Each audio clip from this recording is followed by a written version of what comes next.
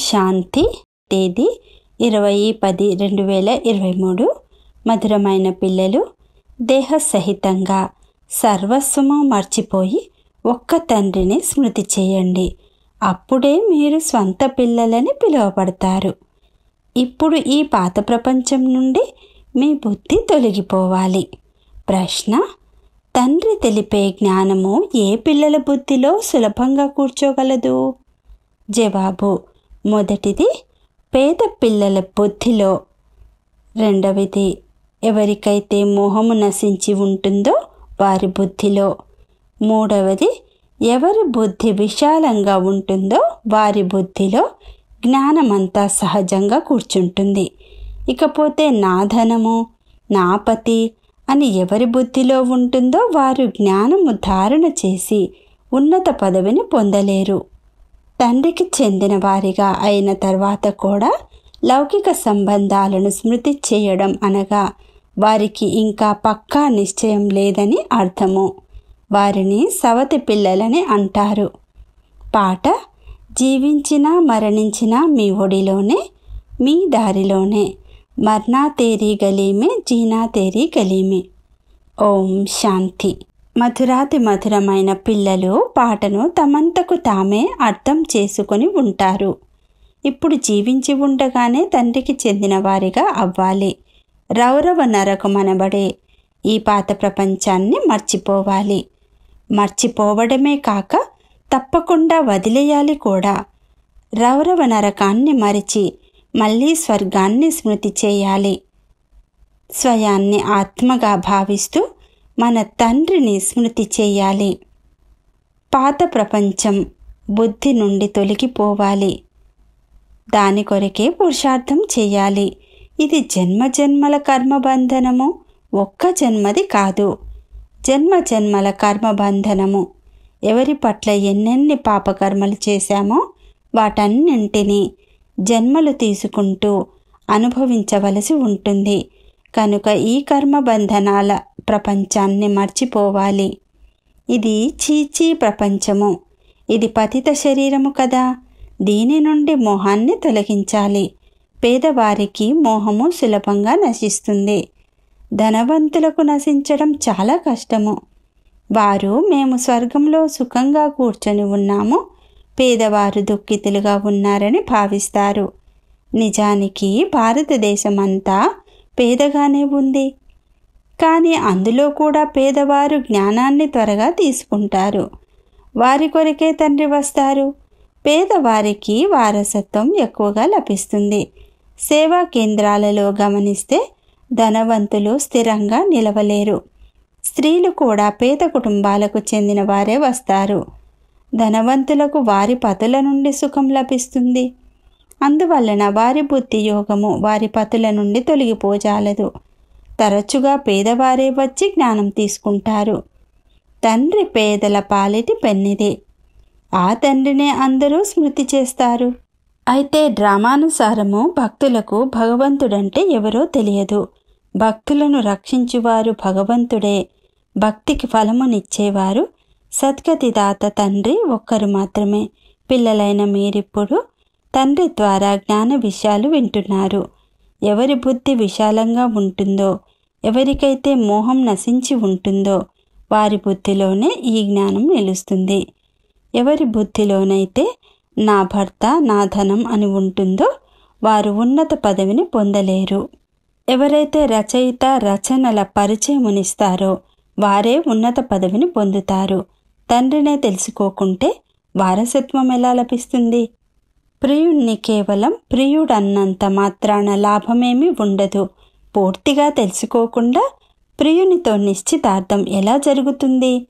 కన్యలకు నిశ్చితార్థం జరిగేందుకు ముందు అతని ఫోటో మొదలైన వాటిని చూపిస్తారు. ఫలానా వారి పుత్రుడు, ఫలానా వృత్తి లేక ఉద్యోగమని తెలుపుతారు. పూర్వము ఇలా ఫోటో మొదలైనవి చూపించేవారు కాదు. అలాగే వివాహం చేసేవారు. అయినా అతడి వృత్తిని గురించి తెలుపుతారు కదా. ఇక్కడ కొంతమంది పిల్లలకు తమ ప్రియుని గురించి లేక తండ్రిని గురించి తెలియదు. అటువంటప్పుడు ప్రియునితో అంటే బాబాతో నిశ్చితార్థం ఎలా జరుగుతుంది? నెంబరు వారుగా ఉన్నారు. చాలామంది నిశ్చితార్థం కచ్చాగా ఉంది.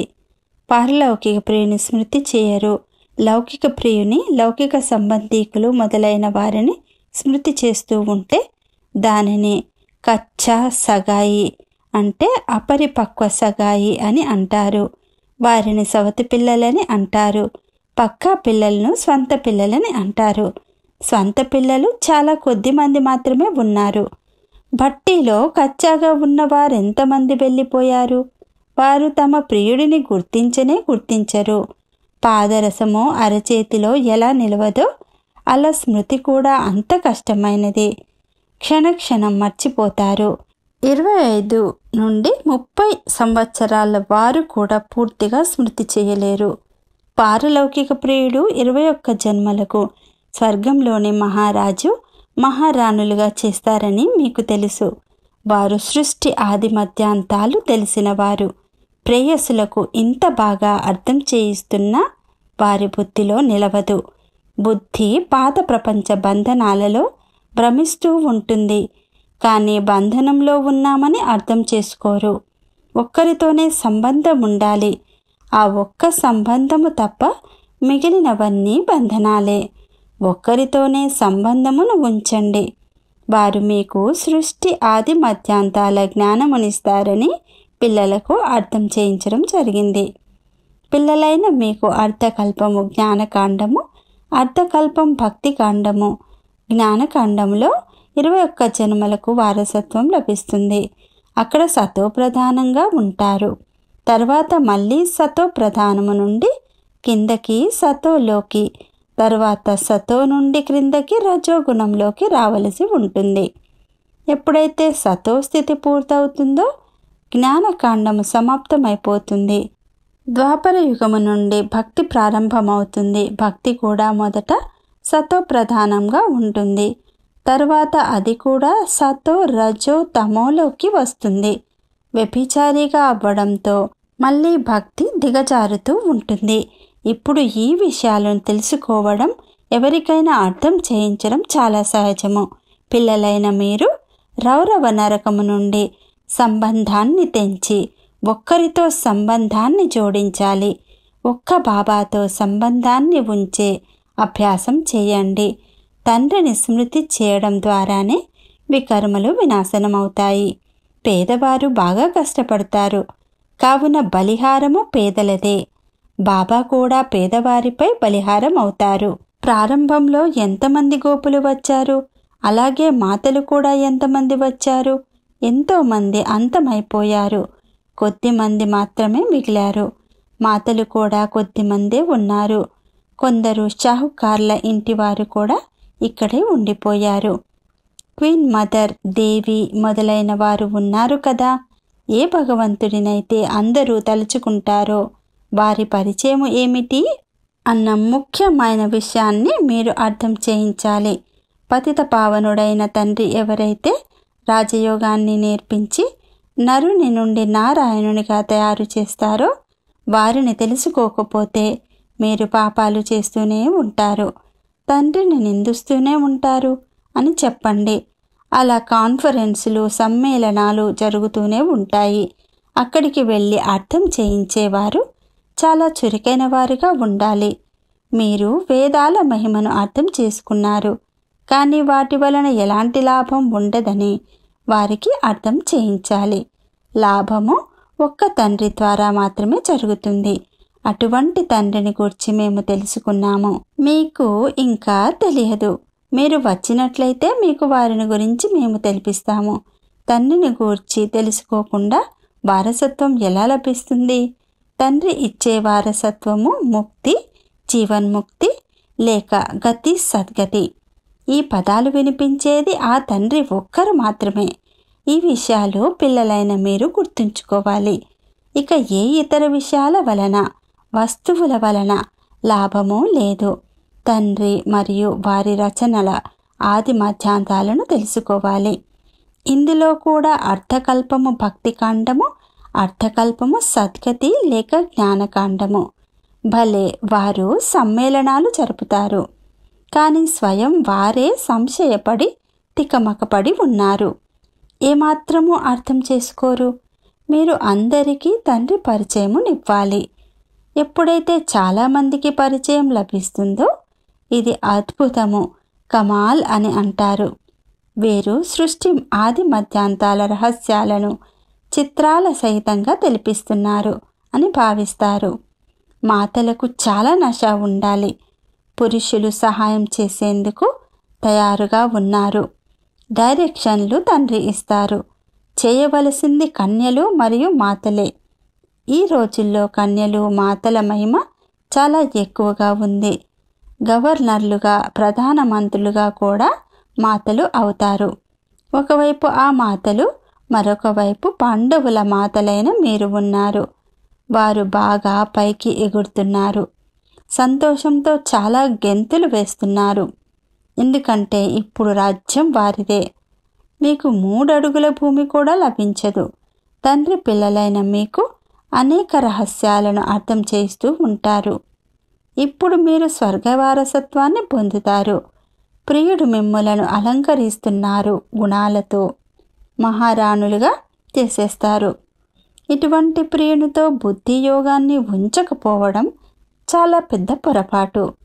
పిల్లలకైతే చాలానే అర్థం చేయిస్తారు. మీరు కేవలం భక్తికి, జ్ఞానానికి తేడాను తెలపండి. భారతదేశంలోనే దుఃఖంలో అందరూ స్మరిస్తారు, సుఖములో ఎవరు స్మృతి చేయరు అనే గాయనముంది. సుఖములో ఎందుకు స్మృతి చేస్తారు? ఇప్పుడు ఆ కొత్త ప్రపంచ స్థాపన జరుగుతోంది. అయితే సుఖవారసత్వాన్ని కూడా పూర్తిగా తీసుకోవాలి.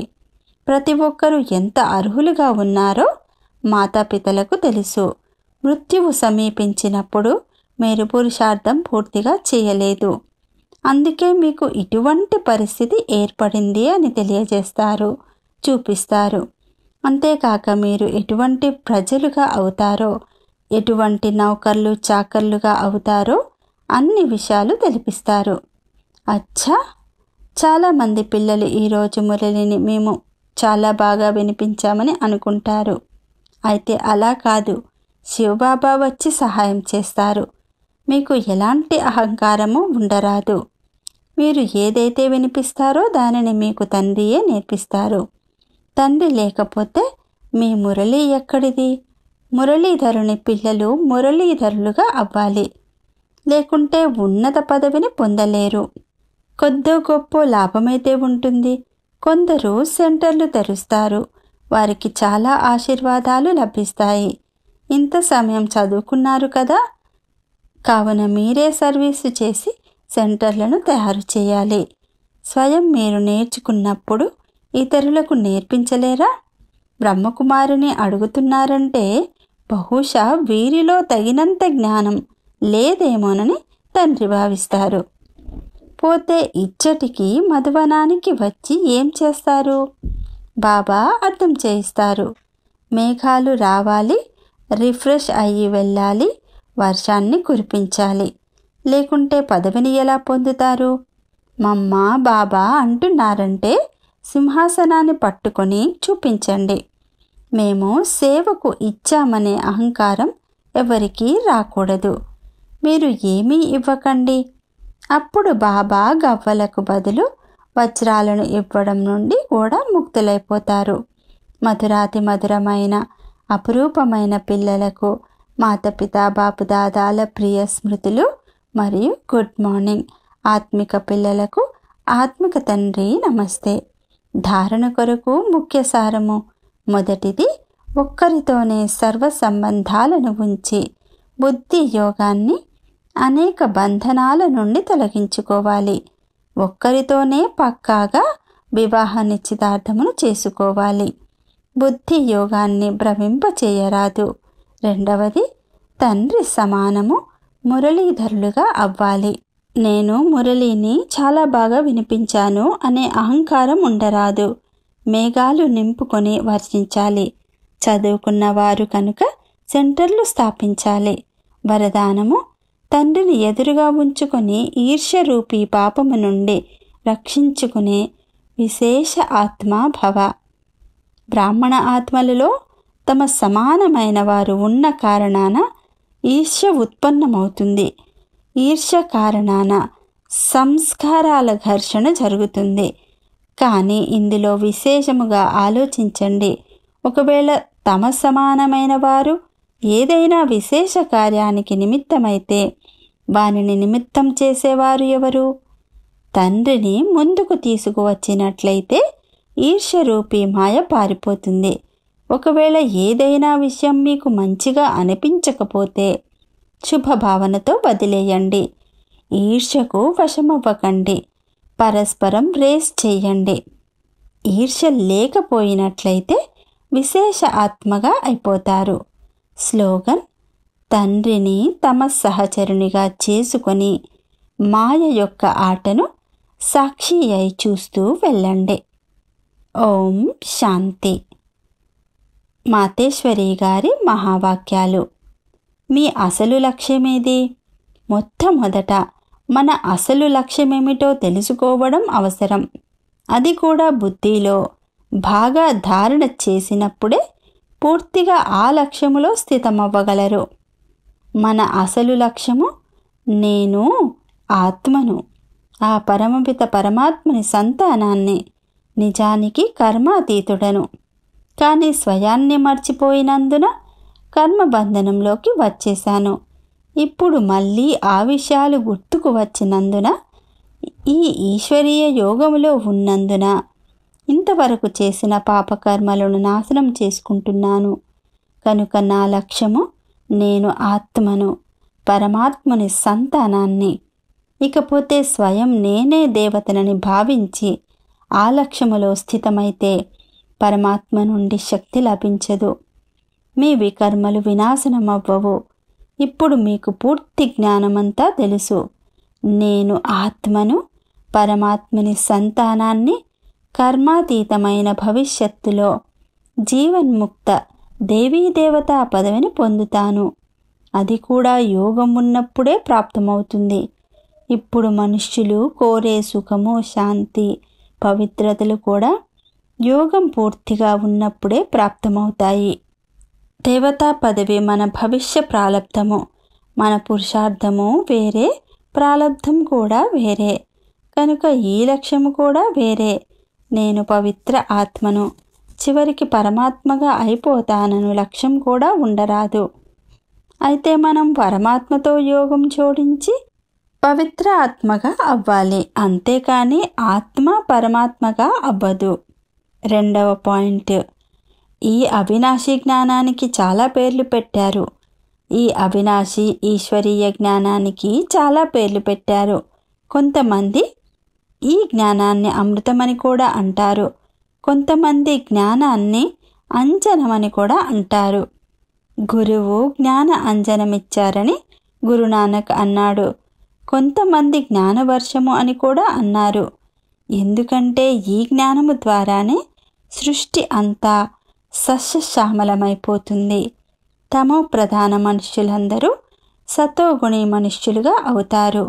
ఈ జ్ఞాన అంజనముతో అంధకారం నశిస్తుంది.